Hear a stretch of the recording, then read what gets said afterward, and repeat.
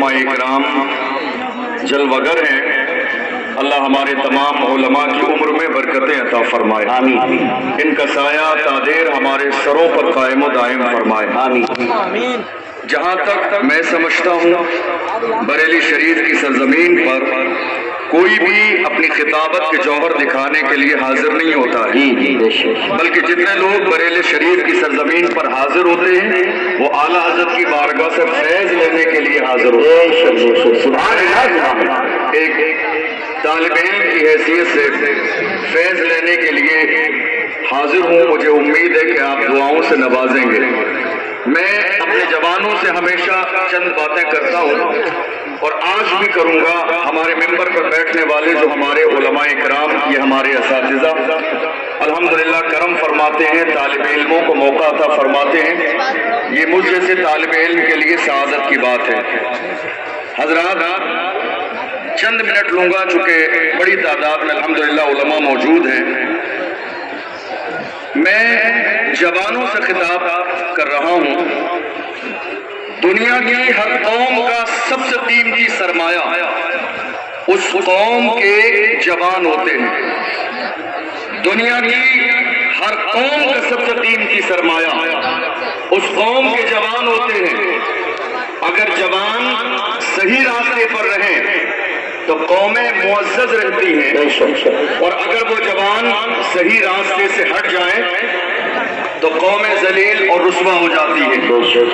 اللہ کا احسان کہ پروردگار عالم نے یہ نعمت جوانوں کی شکل میں ہمیں اور آپ کو بڑی تعداد میں عطا فرمائی، مگر افسوسناک صورتحال آج ہندوستان کی سرزمین پر یہ ہے کہ ہمارے جوانوں کو جہاں ہونا چاہیے تھا ہمارے جوان وہاں نہیں ہیں۔ ہمارے جوانوں کو جو کرنا چاہیے تھا ہمارے جوان آج وہ نہیں کر رہے ہیں۔ ہمارے جوانوں کی جو فکر ہونی چاہیے تھی آج ہمارے جوانوں کی وہ فکر نہیں ہے۔ ہمارے جوانوں کا جو مزاج ہونا چاہیے تھا آج ہمارے جوانوں کا وہ مزاج نہیں ہے۔ مولانا توصیف رضا صاحب قبلہ نے اشارہ کر دیا تھا موبائل کے حوالے سے، تو وہ بات میں دہراؤں گا نہیں۔ آج ہمارے جوان ہماری نگاہوں کے سامنے ہیں، لیکن انداز دیکھ لیجیے آپ، آج ہمیں سب سے زیادہ افسوس ہماری قوم کے جوانوں کے کارناموں پر کرنا پڑتا ہے کہ جوانوں نے کیا کر دیا۔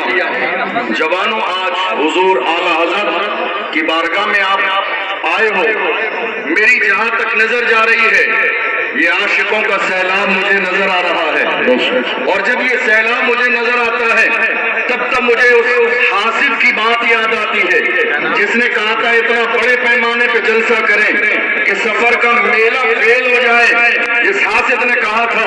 مگر میں کہتا ہوں بریلی شریف میں آ کر دیکھ لیجئے، تمہارے پاس جتنے چاہنے والے نہیں ہیں اعلیٰ حضرت کے غلاموں کی اس سے زیادہ چوٹیاں پڑی رہتی ہیں، اس سے زیادہ اعلیٰ حضرت کے غلاموں کی چوٹیاں پڑی رہتی ہیں۔ تم کیا مقابلہ کرو گے؟ دیکھ لو پوری دنیا میں وادی رضا کی تو ہے، ہمالا رضا کا ہے، جسم سے دیکھیے وہ علاقہ رضا کا ہے۔ جوان ہر قوم کا سب سے قیمتی سرمایہ ہوتے ہیں۔ ہمارے جوان جب تک صحیح راستے پر تھے ہمارا طرز الگ تھا، ہماری فکر الگ تھی، ہمارا انداز الگ تھا، اور جب سے ہمارے جوانوں نے صحیح راستہ چھوڑ کے گناہوں کے راستے کو چن لیا ہے، دیکھ لیجیے آج ملک کے کونے کونے پر مارے جا رہے ہیں ہماری قوم کے جوان، موبلنچنگ کی جا رہی ہے جوانوں کے ساتھ، پیروں کے نیچے روندے جا رہے ہیں جوان۔ یاد رکھیے جوانوں، یہ جوانی گناہوں کے لیے نہیں ہے، یہ جوانی شراب کے لیے نہیں ہے، یہ جوانی سٹے کے لیے نہیں ہے، یہ جوانی جوئے کے لیے نہیں ہے، یہ جوانی شادی کے موقع پر ڈھول باجے ڈی جے کے لیے نہیں ہے، یہ جوانی محرم کے موقع پر ڈھول باجے ڈی جے کے لیے نہیں ہے، یہ جوانی عید میلاد النبی کے موقع پر ڈھول باجے ڈی جے کے لیے نہیں ہے۔ جوانی کیسی ہونی چاہیے پوچھو تو حضور تاج شریعہ نے فرمایا زندگی یہ نہیں ہے کسی کے لیے، زندگی ہے نبی کی، نبی کے لیے نہ سمجھ مرتے ہیں، زندگی کے لیے جینا مرد نہ ہے سب کچھ نبی کے لیے۔ جوان کیسے ہوتے ہیں؟ جوانوں کا انداز کیا ہوتا ہے؟ سب سے قیمتی سرمایہ جوان ہوتے ہیں۔ ہمارے جوان آج کہاں ہیں؟ بڑی معذرت کے ساتھ جوانوں کا انداز دیکھتے ہیں تو دل کو بڑی تکلیف ہوتی ہے. ہمارے جوان اللہ اکبر آج حالت یہ ہے باضابطہ جانچنے کی کوشش کی جا رہی ہے کہ جوانوں کے سینے میں رسول اللہ کا عشق کتنا ہے. یہ اور بات ہے کہ 2-3 سال کے زمانے میں ہم نے دیکھ لیا لگاتار ہمیں جانچنے کی کوشش کی جا رہی ہے کہ رسول اللہ سے عشق کتنا ہے. بار بار میرے نبی کی شان میں گستاخی کی جا رہی ہے. بار بار نبی کی شان میں گستاخی کرنے والے ہماری نگاہوں کے سامنے آ رہے ہیں اور وہ یہ سوچ رہے ہیں حضور کی شان میں گستاخی کریں گے تو حضور کا ذکر ختم ہو جائے گا. ہمیں یہ پیغام بریلی ہی سے ملا ہے. رہے گا یوں ہی ان کا چرچا رہے گا. رہے گا یوں ہی ان کا چرچا رہے گا. بڑے خاک ہو جائیں چل جانے والے. بے شک سبحان اللہ سبحان اللہ ماشاء میرے اللہ. آقا کا ذکر نہ مٹا ہے نہ کبھی مٹ سکتا ہے. جوانوں دنیا آج یہ خواب دیکھ رہی ہے کہ رسول اللہ کا ذکر مٹ جائے گا. آپ کو معلوم ہے تھوڑے سے دن پہلے کی بات ہے جب وقف کا مسئلہ ہماری نگاہوں کے سامنے آیا.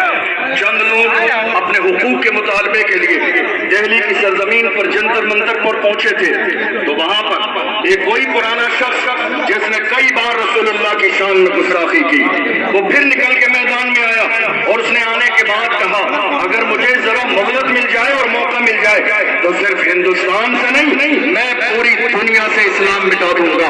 جب ہمیں یہ جملہ سننے میں آیا افسوس تو ہوا لیکن ساتھ ہی ساتھ ہنسی بھی آئی. مجھے ایسا لگا کہ شاید اس نادان نے اپنے ابو جان ابو جہل کی تاریخ نہیں پڑھی. کیا بدر میں اس نے یہ خواب نہیں دیکھا تھا کہ تھوڑی دیر میں اسلام کو مٹا دیا جائے گا؟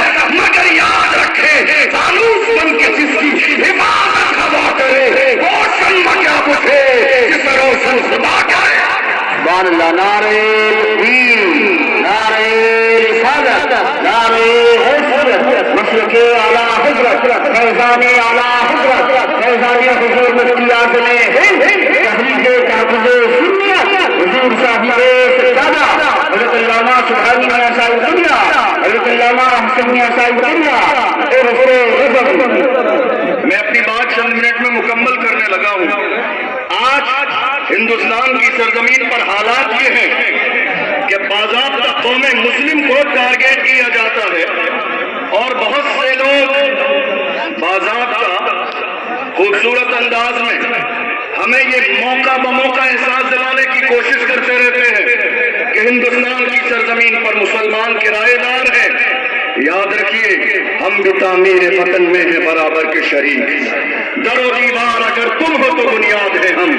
ہند کو ناز ہے جس پر وہ نشانی ہم ہے. تاج اور لال قلعے کے یہاں پانی ہم ہے. نہ گھبراؤ مسلمانوں خدا کی شان باقی ہے. ابھی اسلام زندہ ہے ابھی قرآن باقی ہے. یہ دشمن کیا سمجھتے ہیں جو اپنے دل میں ہنستے ہیں ابھی تو کربلا کا آخری میدان باقی ہے. دنیا یہ سوچ رہی ہے کہ مسلمان اور اسلام کو پیروں کے نیچے مسل دیں گے. اتنے کمزور نہیں ہے کلمہ پڑھنے والے اور نہ ہی کرایہ دار ہے. یہی اگست کا مہینہ گزرا 15 اگست کی تاریخ کا ہمیں بہت اچھے سے علم ہے جب ہندوستان کی سرزمین پر لوگ انگریزوں کی غلامی میں جکڑے ہوئے تھے.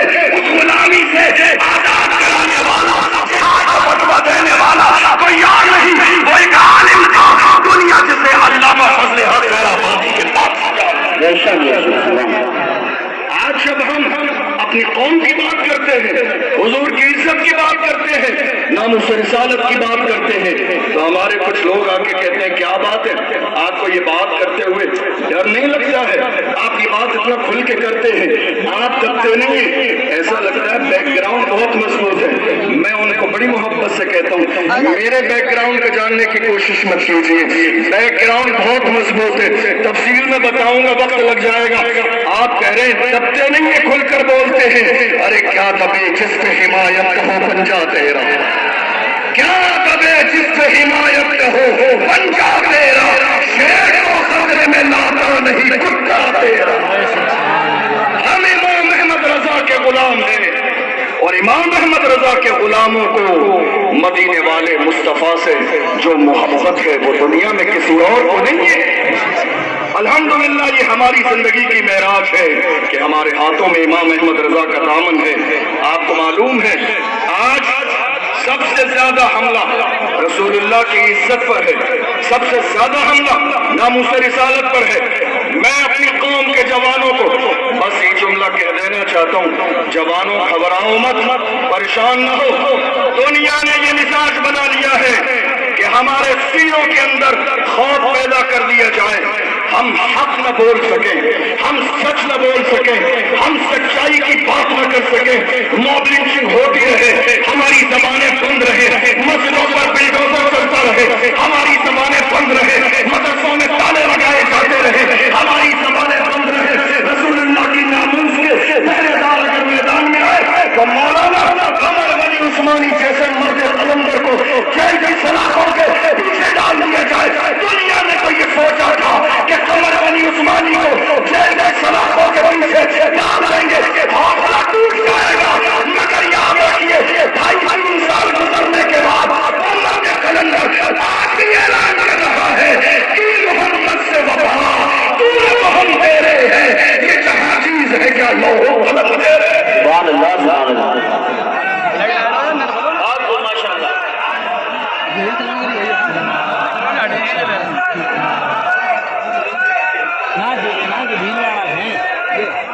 یاد رکھیے وقت میں اتنی گنجائش نہیں، بس 2-3 منٹ ایک آخری بات سنیے۔